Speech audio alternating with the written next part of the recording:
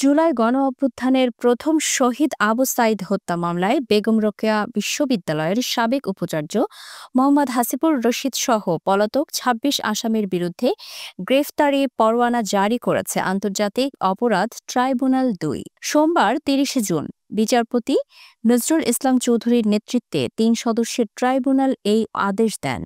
ট্রাইব্যুনালের অপর ২ সদস্য হলেন বিচারপতি মোহাম্মদ মঞ্জুরুল বাসিদ ও বিচারপতি নূর মোহাম্মদ শাহরিয়ার কবির।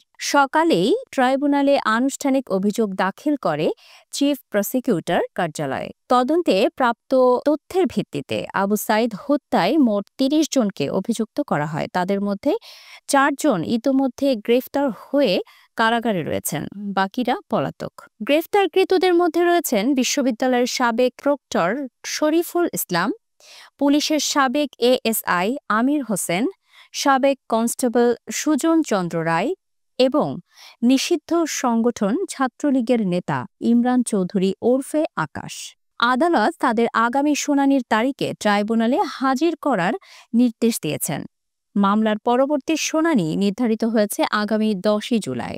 আবু সাঈদ ছিলেন বেগম রোকেয়া বিশ্ববিদ্যালয়ের ইংরেজি বিভাগের ১২তম ব্যাচের শিক্ষার্থী। ২০২৪ সালের ১৬ জুলাই দুপুরে বিশ্ববিদ্যালয় সংলগ্ন পার্ক মোড় এলাকায় বৈষম্যবিরোধী ছাত্র আন্দোলন চলাকালে পুলিশি গুলিতে নিহত হন তিনি। ঘটনার পর থেকেই দেশজুড়ে ব্যাপক ক্ষোভ ও আন্দোলনের সূত্রপাত হয়।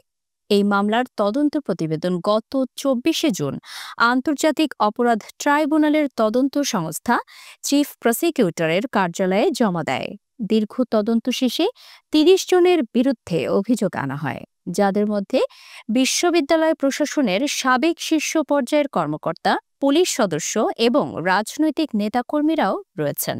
আবু সাঈদের মৃত্যুকে কেন্দ্র করে দেশে কোটা সংস্কার ও ছাত্র অধিকারের প্রশ্নে নতুনভাবে বিতর্ক ও রাজনৈতিক চাপ তৈরি হয়েছে। মামলাটি এখন নজরকাড়া এক নজির হয়ে উঠেছে ছাত্র আন্দোলন ও বিচার প্রক্রিয়ার সাম্প্রতিক ইতিহাসে।